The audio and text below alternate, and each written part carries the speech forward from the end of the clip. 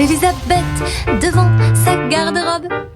À 7h32 s'arrache les cheveux. Elisabeth devant sa garde-robe. Elle sait jamais ce qu'elle veut.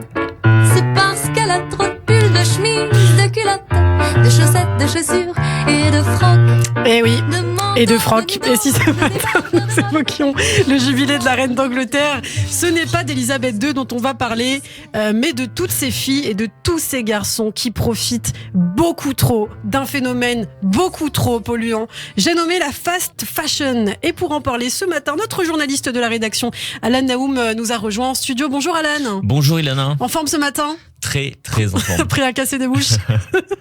Alors Alan, il y a peu, vous n'aviez entendu parler que de la Fashion Week, mais désormais, vous avez découvert la fast fashion. Et ces coulisses pas très reluisantes, on va en parler. Alors, est-ce que vous pouvez d'abord peut-être rappeler ce qu'est la fast fashion, à traduire en français par mode rapide? Bah oui, c'est vrai Ilana, je connaissais le fast food, mais pas la fast fashion, pardonnez-moi Ilana.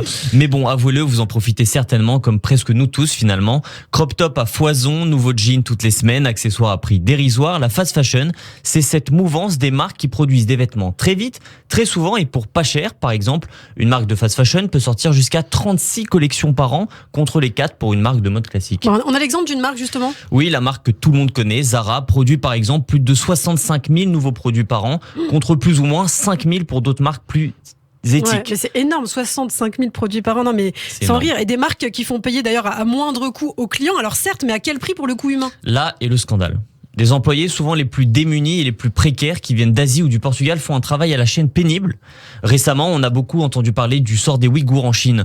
Ce sont eux qui vous fabriquent des tops et des robes en quelques heures pour obtenir une paie ridicule, voire pas de paie du tout, soumis au travail forcé. Alors en dehors de la problématique ouïghour, effectivement c'est très important d'en parler. En moyenne en Europe, c'est important, on porte un vêtement seulement 7 fois avant de s'en débarrasser. C'est quand même très peu, c'est un désastre écologique, Alan. Ouais, et une question se pose. Où vont ceux qu'on met dans les bacs à recycler ?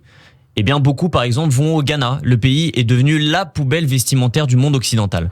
Aujourd'hui, plus de la moitié des vêtements qui arrivent dans ce pays africain ne peuvent pas être recyclés. L'industrie de la mode est le 2e pollueur mondial. Bref, on produit beaucoup trop et parfois très mal, on achète beaucoup et on génère trop de déchets. Une étude publiée par Teenage Lab indique que le géant chinois Shein serait responsable de 22% des émissions CO2 des adolescentes françaises, soit plus que leurs autres activités. Oui, Chine. Pas Shine. Ah, Chine. Chine, mais je sais pas. En fait, je sais pas, Chine ou Shine. Peut-être que c'est le jeu de mots est fait exprès. Exactement. Alors, comment sortir de la fast fashion justement quand notre portefeuille aussi nous oblige, il faut le dire, à faire attention à toutes nos dépenses. Ben, il y a quelques alternatives. Si on aime la seconde main, il y a les friperies et des sites comme Vinted qui proposent la revente des vêtements déjà portés. Et oui, tu ne le portes pas, vends-le. C'est le fameux slogan de Vinted. Je vois que vous connaissez bien Vinted, Ilana. Oui, je suis une grande fan. D'ailleurs, si vous voulez m'ajouter sur mon compte. Non, je rigole.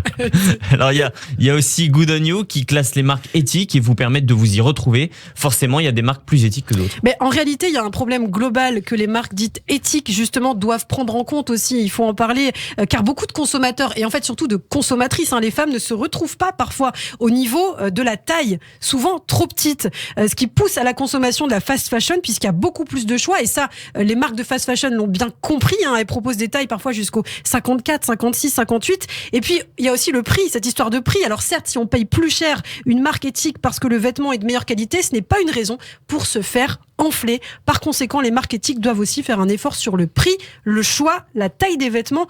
On n'a pas fini d'en parler. Alan Naoum, est-ce que vous profitez de ce phénomène de la fast fashion ? Dites-nous la vérité. La vérité, c'est que oui. Je suis sur Vinted. Bon, et est-ce que du coup, après cette chronique, vous allez faire quand même plus attention ? Je vais faire très attention depuis hier soir.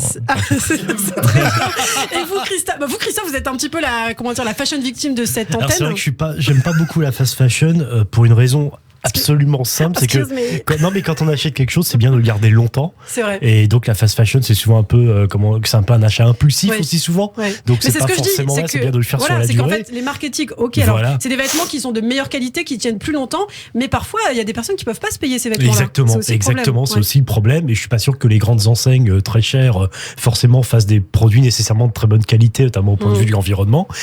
Mais effectivement, après aussi, ça interroge aussi les modes. C'est-à-dire qu'on est encore aussi dans un concept aussi de mode où on voit finalement qu'un vêtement qui marche ne marche plus au bout de 3 mois, qu'il faut changer de style, etc.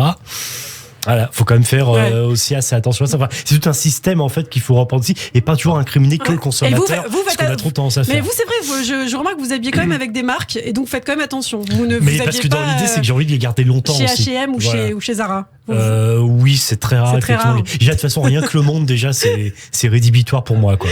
Il y a tellement de monde à l'intérieur. Vous êtes agoraphobe. Dans ce cas-là, oui. Ouais.